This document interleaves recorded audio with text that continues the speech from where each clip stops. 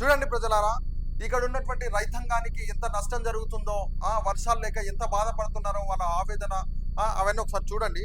కార్తెలు కరిగిపోవట్టే, కాలం అటే పాయే. చూడండి ఇక్కడ, కార్తెలు కరిగిపోవట్టే కాలం అటే పాయే. ఇక్కడ చూడండి, రాష్ట్ర వ్యాప్తంగా లోటు వర్షపాతం ఆందోళనలో రైతాంగం. చూడండి ఇక్కడ,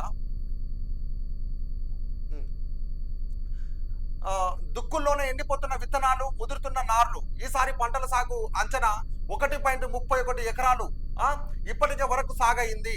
50 లక్షల ఎకరాలు, మొత్తం సాగు 35%.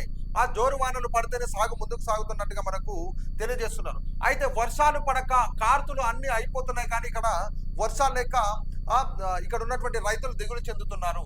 అయితే ఇక్కడ చూడండి, దుక్కుల్లో ఎండిపోతున్న విత్తనాలు, ముదురుతున్న నార్లు.